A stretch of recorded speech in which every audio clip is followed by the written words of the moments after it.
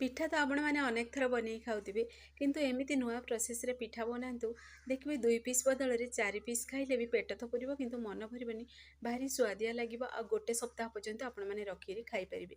ଛୁଆ ବି ମାଗି ମାଗି ଖାଇବେ, ଏତେ ଟେଷ୍ଟି ଲାଗେ କି ଫ୍ରେଣ୍ଡସ୍ ଆପଣମାନେ ଥରେ ବନେଇକି ଦେଖନ୍ତୁ, ତାପରେ ମୋତେ କମେଣ୍ଟ ବକ୍ସରେ କମେଣ୍ଟ କରନ୍ତୁ ଏତେ ସୁଆଦିଆ ଗୋଟେ ରେସିପି ନା।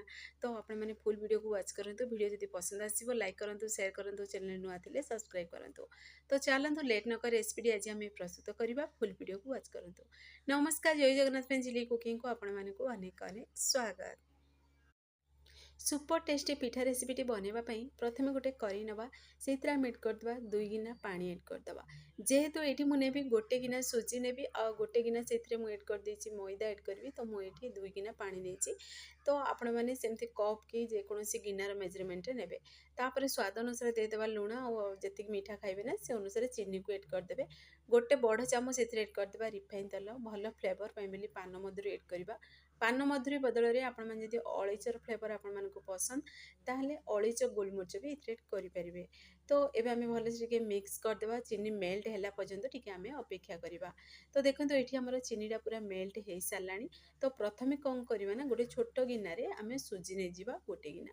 ସୁଜିକୁ ଆମେ ସେଥିରେ ଗୋଟେ ହାତରେ ଏଡ଼୍ କରିବା ଆଉ ଗୋଟେ ହାତରେ ମିକ୍ସ କରିବା। ଆପଣମାନେ ଯେମିତି ଜନ୍ତୁଣି ବନାଉଛନ୍ତି ସେଇଭଳି ପ୍ରୋସେସ୍‌ରେ ହିଁ ବନେଇବେ।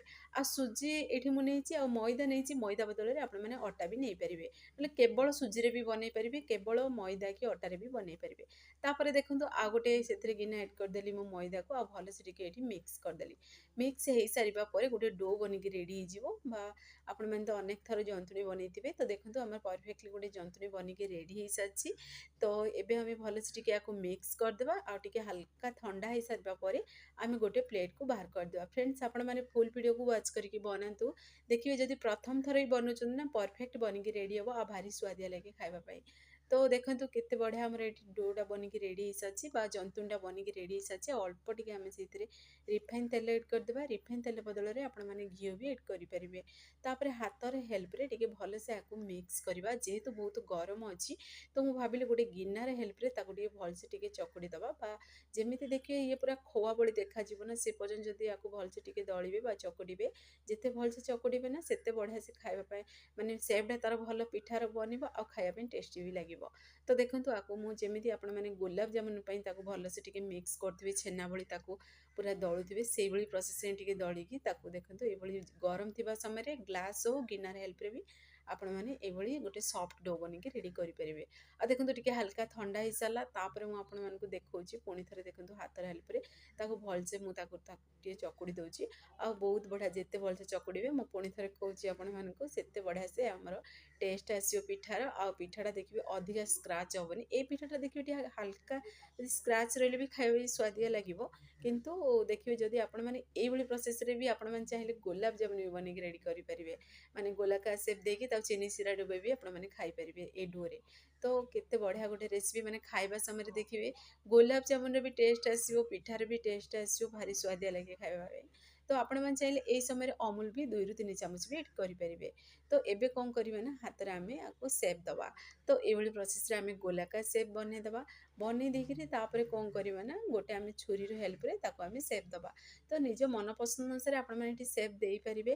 ତ ଦେଖିବେ ସେମ୍ ଛୁଆମାନେ କାକରା ଆଉ ସେମ୍ ମାନେ ସେପ୍‌ର ପିଠା ଖାଇ ଖାଇ ଯେ ବୋର୍ ହେଇଯିବେ, କିଛି ଅଲଗା କିଛି ନୂଆ ବନେଇକି ଦିଅନ୍ତୁ, ଭାରି ସୁଆଦିଆ ଲାଗିବ। ଆଉ ଏଇ ଡିଜାଇନଟା ମୁଁ ଏଇଥିପାଇଁ ଦେଲି, ଦେଖିବେ ପିଠାଟା ଛାଣି ହେଇସାରିବା ପରେ ଖାଇବା ପାଇଁ ଭାରି ସୁଆଦିଆ ଲାଗେ ବା ଚାରି ସାଇଡ଼୍ ପୁରା କ୍ରିସ୍ପି ବନିଯାଏ ଆଉ ଟେଷ୍ଟଟା ତା'ର ପୁରା ବଢ଼ି ଯାଇଥାଏ। ତ ଦେଖିବେ ଏଇ ମିଠାଟା, ଏଇ ଯେଉଁ ପିଠାଟା ଆମେ ବନାଉଛନ୍ତି, ଆପଣମାନେ ଏଇଠି ମିଠାର ବି ସ୍ୱାଦ ପାଇବେ, ପିଠାର ବି ସ୍ୱାଦ ପାଇବେ। ଯେହେତୁ ଏଥିରେ ମଇଦା ଏଡ଼୍ ଅଛି, ସୁଜି ଏଡ଼୍ ଅଛି, ବହୁତ ବଢ଼ିଆ ଗୋଟେ ଟେଷ୍ଟ ଆସୁଥିଲା। ଆଉ ଦେଖନ୍ତୁ ଏଇଠି ମୁଁ ତାକୁ ଆଙ୍ଗୁଠିର ହେଲ୍ପରେ ଗୋଟେ ହୋଲ୍ କରିଦେଲି। ତ ଯେହେତୁ ଏଇଠି ଆମେ ଡିଜାଇନଟା ଦେଇଥିଲି ତା'ର, ତାକୁ ହୋଲ୍ କରିବା ଦ୍ୱାରା ଆଉ ଟିକେ ସୁନ୍ଦର ଦେଖାହେଲା। ତ ବହୁତ ବଢ଼ିଆ ଗୋଟେ ଫୁଲର ଷ୍ଟାଇଲ୍ ହେଇଗଲା। ତ ଏଇଭଳି ସେମ୍ ପ୍ରୋସେସ୍‌ରେ ଆମେ କ'ଣ କରିବା ନା, ସବୁ ବନେଇକିରି ଏବେ ରେଡ଼ି କରିଦେବା। ତ ଦେଖନ୍ତୁ ଏଇଠି ଗୋଟେ ବନେଇ ସାରିକି ରଖିଦେବା, ଆଉ ଗୋଟେ ବି ବନେଇକିରି ଆମେ ରେଡ଼ି କରିବା। ତ ଏଇଭଳି ପ୍ରୋସେସ୍‌ରେ ଆମେ ସବୁତକ ବନେଇକିରି ଏବେ ରେଡ଼ି କରିଦେବା। ଫ୍ରେଣ୍ଡସ୍ ଆପଣମାନେ ଯଦି ଏ ଭିଡ଼ିଓଟି ମୋର ପସନ୍ଦ ଆସିଥିବ ସାଙ୍ଗମାନଙ୍କୁ ସେୟାର କରନ୍ତୁ, ଲାଇକ୍ କରନ୍ତୁ। ଚ୍ୟାନେଲ ଯଦି ନୂଆ ଅଛନ୍ତି ତାହେଲେ ଚ୍ୟାନେଲକୁ ମୋର ସବସ୍କ୍ରାଇବ୍ କରିଦିଅନ୍ତୁ, ବେଲ୍ ଆଇକନ୍କୁ କ୍ଲିକ୍ କରିଦିଅନ୍ତୁ, ଯାହାଫଳରେ ମୋର ସବୁ ଭିଡ଼ିଓ ନୋଟିଫିକେସନ୍ ପ୍ରଥମେ ଆପଣମାନଙ୍କୁ ପହଞ୍ଚିବ। ମୁଁ ଏମିତି ଇଜି ଇଜି ଭିଡ଼ିଓ ନେଇ ଆସିବି, ଆପଣମାନେ ଦେଖିକି ଘରେ ଆକୁ ନିହାତି ଟ୍ରାଏ କରନ୍ତୁ। ଆଉ ଯଦି ଫେସବୁକ୍ ପେଜ୍ ଦେଖୁଛନ୍ତି ତାହେଲେ ଫେସବୁକ୍ ପେଜ୍ ମୋର ଫଲୋ କରନ୍ତୁ। ଇନଷ୍ଟାଗ୍ରାମରେ ଦେଖୁଥିଲେ ଫଲୋ କରିବାକୁ ଜମାରୁ ଭୁଲନ୍ତୁନି। ତ ଦେଖନ୍ତୁ ପୁଣି ଥରେ ଦେଖେଇ ଦେଉଛି ଆପଣମାନଙ୍କୁ, ପୁରା କ୍ୟାମେରା ସାମ୍ନାରେ ଦେଖାଉଛି କେତେ ବଢ଼ିଆ ପୁରା ଡିଜାଇନ୍ ବନିକି ରେଡ଼ି ହେଉଛି। ଆଉ କମ୍ ସମୟରେ ବନିକି ରେଡ଼ି ହେଇଯାଏ ଏଇ ରେସିପିଟି। ଆଉ ଖାଇବା ପାଇଁ ବି ଭାରି ସୁଆଦିଆ ଲାଗିବ। ଆଉ ଯଦି ଆପଣମାନେ କିଛି ଏଥିରେ ଷ୍ଟଫିଂ ଭରିବାକୁ ଚାହୁଁଛନ୍ତି, ପୁର ଦେବାକୁ ଚାହୁଁଛନ୍ତି, ତାହେଲେ ଆକୁ ଏଇଭଳି ପୁର ଦେଇ ସାରିବା ପରେ ଗୋଲାକାର ସେପ୍ ଦେଇଦେବେ। ତାପରେ ନିଜ ମନ ପସନ୍ଦ ଅନୁସାରେ ଆପଣମାନେ ଡିଜାଇନ୍ କରିପାରିବେ। ତ ଦେଖନ୍ତୁ ଯେତେ ବଢ଼ିଆ ସେ ଆକୁ ଏଇଭଳି ଆମେ ଡିଜାଇନ୍ ଦେବ ନା, ସେତେ ବଢ଼ିଆ ପୁରା କୁଡ଼ମୁଡ଼ିଆ ବନିଥିଲା ପିଠାଟା। ଆଉ ଖାଇବା ପାଇଁ ଭାରି ସୁଆଦିଆ ଲାଗୁଥିଲା। ଆଉ ଦେଖନ୍ତୁ ଏଇ ଡିଜାଇନ୍ଟା ବନି ସାରିବା ପରେ ପୁଣି ଥରେ ଆମେ ଆଙ୍ଗୁଠିର ହେଲ୍ପରେ ତାକୁ ଆମେ ଟିକେ ପ୍ରେସ୍ କରିଦେବା। ଏଇଭଳି ପ୍ରେସ୍ କରିବା ଦ୍ୱାରା ଦେଖନ୍ତୁ ଏ ପୁରା ଡିଜାଇନ୍ଟା ଆମର ଖୋଲିକିରି କେତେ ସୁନ୍ଦର ପୁରା ଦେଖାହେଲା। ଆଉ ପୁରାପୁରି ଏମିତି ଦେଖାହେଉଛି ଯେ ଯେମିତିକି ଆମେ ଗୋଟେ ଫୁଲ ବନେଇଛନ୍ତି, ବହୁତ ବଢ଼ିଆ ଦେଖାଯାଉଥିଲା। ତ ଖାଇବା ପାଇଁ ବି ଭାରି ସୁଆଦିଆ ଲାଗୁଥିଲା। ଆଉ ଛୁଆମାନଙ୍କୁ ଯଦି ଏମିତି କିଛି ଅଲଗା ଅଲଗା ରେସିପି ବନେଇକି ଦେବେ, ସେଇମାନେ ଟିଫିନ୍ ବକ୍ସରେ ବି ଦେଲେ ପୁରା ଫିନିଶ୍ କରିବେ। ଆଉ ଏମିତିରେ ତ ଆମର 12 ମାସରେ 13 ପର୍ବ, ତ ପିଠା ବନାନ୍ତୁ। ଯେହେତୁ ଏବେ ରଥଯାତ୍ରା ଚାଲିଛି, ତ ଏଇଭଳି ନୂଆ ପ୍ରୋସେସ୍ରେ ପିଠା ବନାନ୍ତୁ, ଦେଖିବେ ବଡ଼ମାନେ ବି ପସନ୍ଦ କରିବେ। ଆଉ ପିଠା ବିଲକୁଲ ବି ରହିବନି। ଆଉ ଦେଖିବେ ଏମିତି ତରିକା ଯଦି ପିଠା ବନାଉଛନ୍ତି ତାହେଲେ ଦେଖିବେ ମାନେ ପ୍ଲେଟ୍ରେ ଆଉ ଜମା ବି ରହିବନି। ଆଉ ସମସ୍ତେ ମାଗି ମାଗି ବି ଖାଇବେ। ଆଉ ଦେଖିବେ ଗୋଟେ ସପ୍ତାହ ପର୍ଯ୍ୟନ୍ତ ଏ ପିଠାଟା ଆପଣମାନେ ରଖିକି ଖାଇପାରିବେ। ବିଲକୁଲ ବି କିଛି ବି ହେବନି, ବହୁତ ବଢ଼ିଆ ଲାଗେ ଖାଇବା ପାଇଁ। ଆଉ ରହିଲା ପରେ ବି ଦେଖିବେ ଟେଷ୍ଟ ବି ବିଲକୁଲ ଚେଞ୍ଜ ହେବନି। ତ ବହୁତ ବଢ଼ିଆ ଲାଗିବ ଖାଇବା ପାଇଁ। ବାହାରୁ ପୁରା କ୍ରିପ୍ସି ରହିବ, ଭିତରେ ଟିକେ ହାଲକା ସଫ୍ଟ ରହିବ।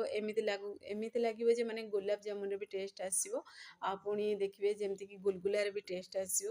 ଆଉ ଖାଇବା ପାଇଁ ଭାରି ସୁଆଦିଆ ଲାଗିବ। ତ ଦେଖନ୍ତୁ ଏଠି ମୁଁ ସେମ୍ ପ୍ରୋସେସ୍ରେ ଏଠି ମୁଁ ସବୁତକ ବନେଇକି ରେଡ଼ି କରିଦେଲି। ଆଉ ଦେଖାଉଛି ଦେଖନ୍ତୁ କେତେ ସୁନ୍ଦର ଲାଗୁଥିଲା। ତ ଦେଖିକିରି ହିଁ ବହୁତ ବଢ଼ିଆ ଦେଖାଯାଉଥିଲା।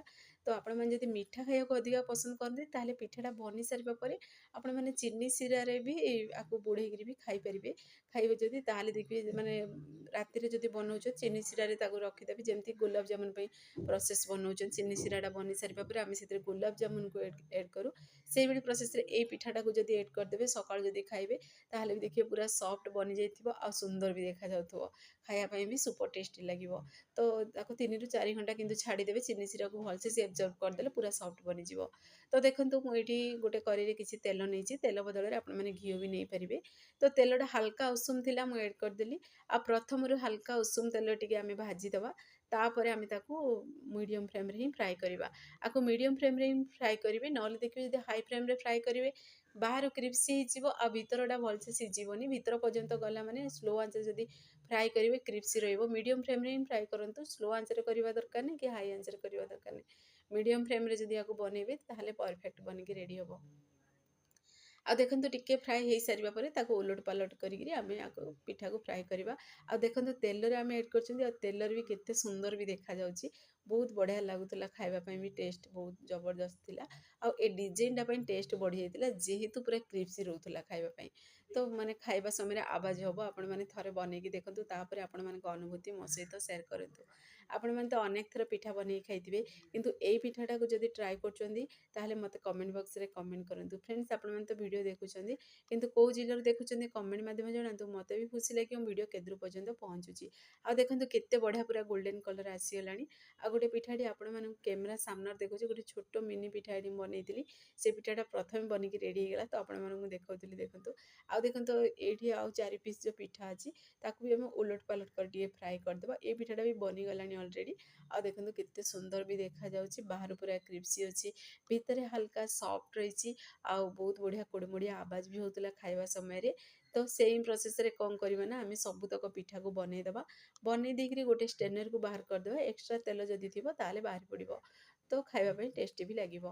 ତ ଦେଖନ୍ତୁ ଏଇଠି ମୁଁ ସବୁ ପିଠାକୁ ଏଇଠି ଗୋଟେ ଗୋଟେ ପିଠା କରିକି ମୁଁ ବାହାର କରିଦେଲି। ଆଉ ଏଇ ତରିକାରେ ଆପଣମାନେ ବି ବନାନ୍ତୁ, ଦେଖିବେ ସ୍ୱାଦ ହିଁ ଭୁଲି ପାରିବେନି। ମାନେ ଅନେକ ଥର ଆପଣମାନେ ବିଭିନ୍ନ ପ୍ରକାର ପିଠା ବନେଇକି ଖାଇଥିବେ, କିନ୍ତୁ ସେଥିମଧ୍ୟରୁ ଏଇ ପିଠାଟି ଗୋଟେ ମାନେ ଅଲଗା ଟେଷ୍ଟ ଆସିବ, ଅନ୍ୟତମ। ଦେଖିବାକୁ ଯେମିତି ସୁନ୍ଦର, ଖାଇବାକୁ ଭାରି ସୁଆଦିଆ ଲାଗେ। ତ ଏଇ ରଥଯାତ୍ରାରେ ଘରେ ଟ୍ରାଏ କରନ୍ତୁ, ତାପରେ କମେଣ୍ଟ ବକ୍ସରେ ମୋତେ କମେଣ୍ଟ କରନ୍ତୁ। ଆଉ ଦେଖନ୍ତୁ କେତେ ସୁନ୍ଦର ବି ଦେଖାଯାଉଛି। ପିଠାଟା ଆମର ବନିକି ରେଡ଼ି ହେଇଗଲାଣି। ଆଉ ସେମ୍ ପ୍ରୋସେସ୍ ସବୁତକ ଗୋଟେ ପରେ ଗୋଟେ ପିସ୍ ଆମେ ବାହାର କରିଦେବା। ଆମେ ତାକୁ ଷ୍ଟେନର୍ରେ ରଖିଦେବା।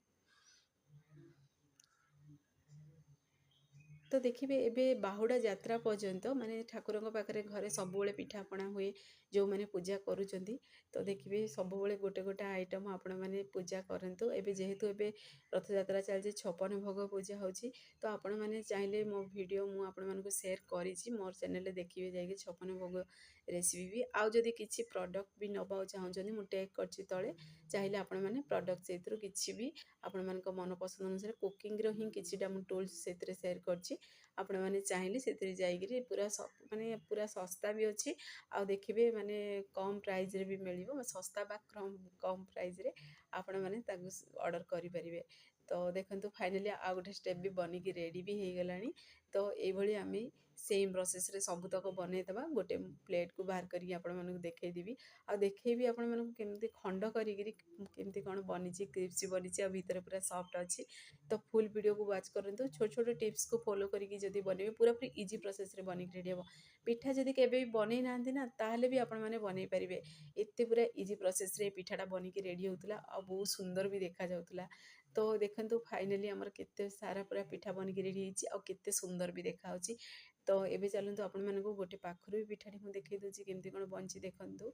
ତ ଯେହେତୁ ବହୁତ ଗରମ ଅଛି ପିଠାଟା, ଯେହେତୁ ଏବେ ଆମେ ଛାଣିକିରି ବାହାର କଲେ ତ ମୁଁ ଧରି ହିଁ ପାରୁନଥିଲି ହାତରେ।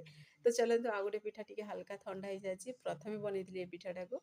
ତ ଇଏ ବାହାରୁ ପୁରା କ୍ରିସ୍ପି କୋଡ଼ିମୁଡ଼ିଆ ରହିଥିଲା। ଆଉ ଚାଲନ୍ତୁ ଆପଣମାନଙ୍କୁ ମୁଁ ଖଣ୍ଡ କରିବି ଦେଖେଇଦେବି କେମିତି କ'ଣ ବନିଛି। ତ ଆପଣମାନେ ବି ଯଦି ବନଉଛନ୍ତି ଦେଖିବେ ମାନେ ଟେଷ୍ଟ ହିଁ ଭୁଲି ପାରିବେନି, ବାରମ୍ବାର ବନେଇବା ପାଇଁ ପସନ୍ଦ କରିବେ। ଘରେ ଯଦି ଗୋଟେ ଛୋଟ ଗିନା ଏଠି ଯଦି ସୁଜି ଅଛି କି ଛୋଟ ଗିନା ଅଟା କି ମଇଦା ଅଛି ନା, ତାହେଲେ ସୁପର ଟେଷ୍ଟି ପିଠା ବନିକି ରେଡ଼ି ହେଇଯିବ। ନା ବାଟିବାକୁ ପଡ଼ିବ, ନା ଏକ୍ସଟ୍ରା ଜିନିଷ ଆଉ କିଛି ଏଡ଼୍ କରିବାକୁ ପଡ଼ିବ।